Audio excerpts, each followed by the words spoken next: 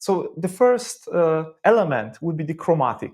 So this is the first element with which you can also improvise or start to improvise in this style. So you are taking old patterns, but you try to change it chromatically. The second one, and I see this in the development of the whole music, like we were focused in the last centuries on the fifth. Yeah.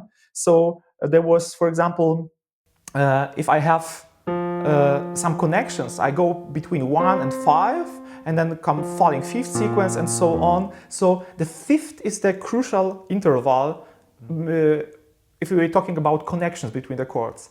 Later, and this is typical for me, this is my opinion, in the romantic time, the third will be the next interval, which is in the centers. For example, like going from F major to A flat and so on, or going like thirds, different keys, but in the thirds distance. So there is no more this fifth in the center. The connection of 3 is in the center, and we can also see it in model which I want to show today in so-called Liszt progression or Teufelsmühle or Voglerischer Gang.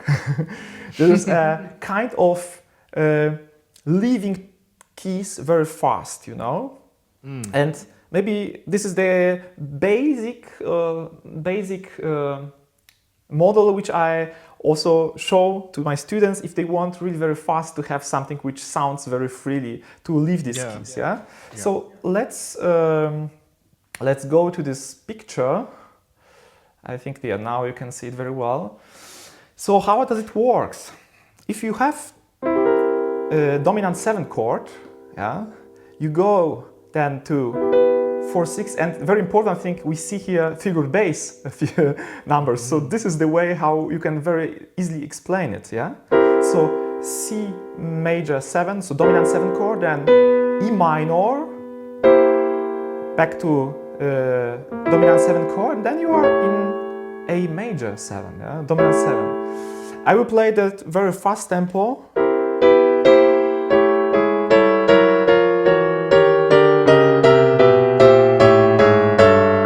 Now you are in F sharp, you know? So you can leave very fast the key, and this feeling of we've lost our center, or we are losing our center of the tonality. Yeah. Of course, this is not Wagner, this is not losing of the whole tonality, but we are losing the feeling of the tonic and dominant.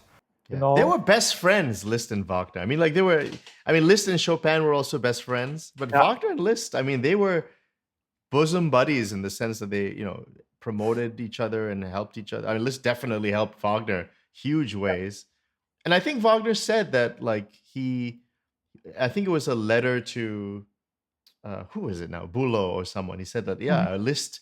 It's a famous quote, but definitely Liszt influenced my compositions for sure. So yeah, I'm hearing it. I'm hearing when you're playing it. I'm definitely hearing that.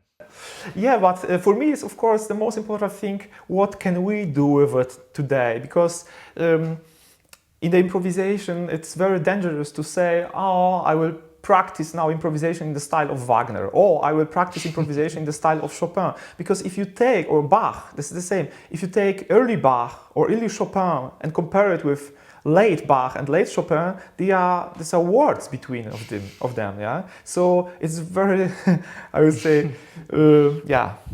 I wouldn't recommend to say like this. But if you are talking about generally romantic style, we have some visions of it, some examples of sounds, you know, and this is, for example, beautiful stuff to improvise.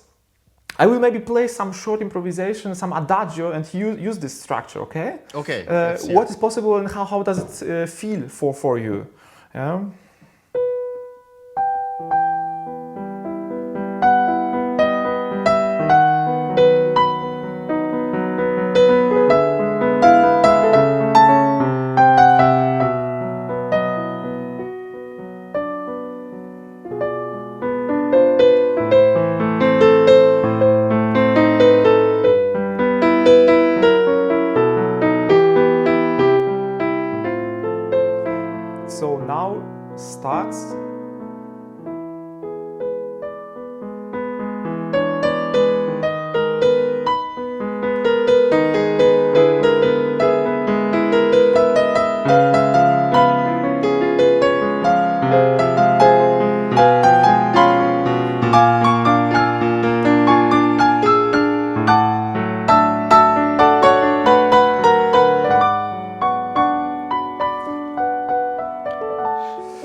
I started in E minor and then go to D major. It was, of course... that was great. That was so good. Thank you. But I wanted to show you, so starting, making some opening a la nocturne, keep E minor, and then through this, I make the dominant 7 chord, so, and then...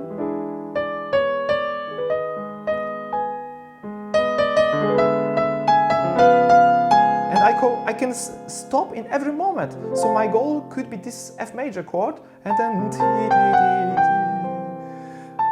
and this is the end of the modulation. I am new key, or I can and